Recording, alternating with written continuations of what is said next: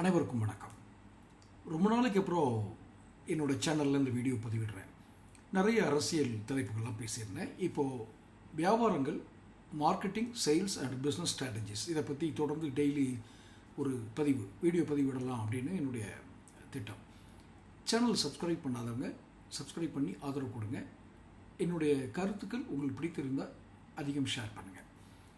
இந்த demand creation அப்படிங்கிற ஹெட்டிங்கில் இந்த வீடியோ பதிவு. டிமாண்ட் கிரியேஷன்னா ஏதோ வியாபாரத்தில் தன்னுடைய பொருளை, தன்னுடைய தயாரிப்புகளை, தங்களுடைய பிராண்டை டிமாண்ட், அதாவது தேவைகளை அதிகரிப்பதன் மூலமாக விற்பனையை கூட்டுவது அப்படின்னு ஒரு ஸ்ட்ராட்டஜி இருக்குது, அப்படி ஒரு உத்தி இருக்குது. பொதுவாகவே இது எப்படி நான் பார்ப்பேன் அப்படின்னா, வாழ்க்கையிலும் கூட நீங்கள் ஒரு தவிர்க்க இயலாத மனிதராக, நீங்கள் ஒரு தவிர்க்கவே இயலாத ஒரு நபராக மாறுவதுதான் டிமாண்ட் கிரியேஷன். நீங்கள் தேவை அப்படின்னு இருக்கணும். ஒரு கூட்டத்தில், ஒரு உறவில், ஒரு நிகழ்வில் நீங்கள் தவிர்க்க இயலாத நபராக இருக்கணும். தவிர்க்க இயலாத நபர்னால் எப்படி மாறுறது? அதுதான் டிமாண்ட் கிரியேஷன். இதை அப்படியே நீங்கள் வியாபாரத்தில் இந்த உத்தியை பயன்படுத்தினீங்கன்னா, நீங்கள் விற்கிற பொருள், நீங்கள் தயாரிக்கிற பொருள் அல்லது நீங்கள் விநியோகிக்கிற பொருள் அது ஒரு தவிர்க்க இயலாத பொருளாக இருக்கணும். எல்லாரும் தவிர்க்க இயலாத பொருளை எப்படி தேர்ந்தெடுக்கிறது?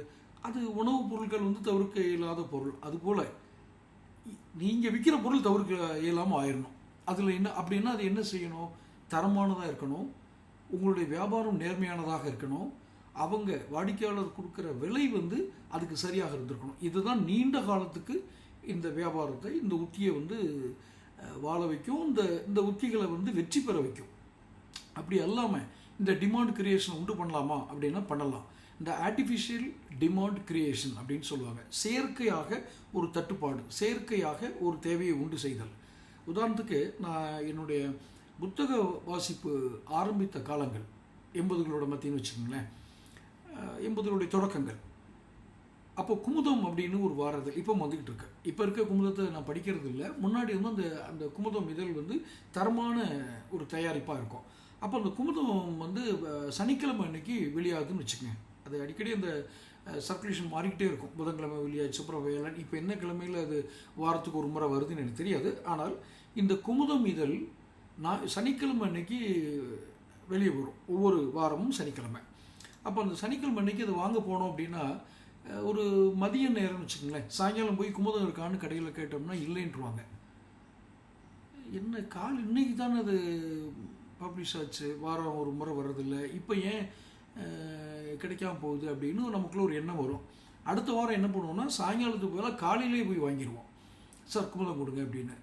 அங்கே என்ன நடந்திருக்கு அப்படின்னா, ஒரு 10 புத்தகம்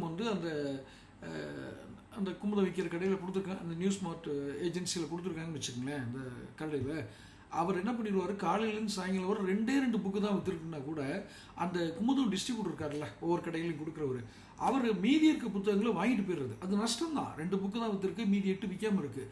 ஆனால் அதில் இருக்கும் ஒரு சூட்சுமம், ஒரு வியாபார சூட்சுமம், ஒரு demand creation artificial demand creation. இந்த ஆர்டிஃபிஷியல் டிமாண்ட், செயற்கை தட்டுப்பாடு தான் நாளடைவில் மறுவாரத்துக்கு நம்ம முதலே போய் வாங்கிடுறோம். ஸோ இந்த டிமாண்ட் கிரியேஷனுங்கிறது ரொம்ப இம்பார்ட்டண்ட் ரோல் இதில், பிஸ்னஸ் ஸ்ட்ராட்டஜிஸ் அண்டு மார்க்கெட்டிங், சேல்ஸில். இது தெரியாமல் நீங்கள் என்ன தான் பொருள் தரமானது எல்லாம் இருக்கணும், தரமானதாக இருக்கணும், விலை சரியாக இருக்கணும், வாடிக்கையாளர் அந்த கஸ்டமர் சர்வீஸ் நல்லா இருக்கணும், எல்லாம் கரெக்டு தான். நிறைய வீடியோக்கள், தினமும் ஒரு வீடியோ உங்களுக்கு வரும் இந்த demand creation, sales, marketing, business strategy பற்றி. ஆனால் இதில் ரொம்ப முக்கியமானது டிமாண்ட் கிரியேஷன். ஆர்டிஃபிஷியல் டிமாண்ட் கிரியேஷனில் சில சமயங்களில் அளவுக்கு மீறி போகுது. அதை சொல்லி நான் அந்த உரையை முடிக்கிறேன். அளவுக்கு மீறி அப்படின்னா, முன்னாள் மறைந்த பிரதமர் இந்திரா காந்தி ஒரு 20 அம்ச கொள்கைன்னு ஒன்று கொண்டு வந்தாங்க. அப்போ அந்த பதுக்கி வைக்கிறது, வியாபாரிகள் பொதுவாக என்ன பண்ணுவாங்கன்னா, அந்த உணவுப் பொருட்களில் ரொம்ப நடக்கும். ஒரு இப்போ எண்ணெய்னு சமையல் எண்ணெய்னு வச்சுக்கோங்களேன், அதை குடோனில் யாருக்கும் தெரியாத அவங்களுடைய ரகசிய குடோனில் பதுக்கி வச்சுருவாங்க. இந்த பதுக்கி வைக்கப்பட்ட பொருளுக்கு சந்தையில் கிடைக்கலன்னு உடனே கிடைக்கலன்னு அந்த இது வருது பார்த்தீங்களா, அந்த டிமாண்டு, அப்போ விலையை கூட்டிடுவாங்க. அது செயற்கையாக ஒரு தட்டுப்பாடை உண்டு பண்ணி விலையை கூட்டுறது. அது அன்எத்திக்கல். இது எத்திக்கல் காம்படேட்டிவ் கிடையாது. பிஸ்னஸில் பிஸ்னஸ் எத்திக்ஸ்னே தனியாக ஒரு சப்ஜெக்ட் பேசலாம். அந்தளவுக்கு வியாபாரத்தில் சில விஷயங்களை நியாயப்படுத்துவாங்க. அது தர்மத்துக்கு மீறினதாக இருக்கும், ஆனால் வியாபாரத்துக்கு உகந்ததாக இருக்கும்.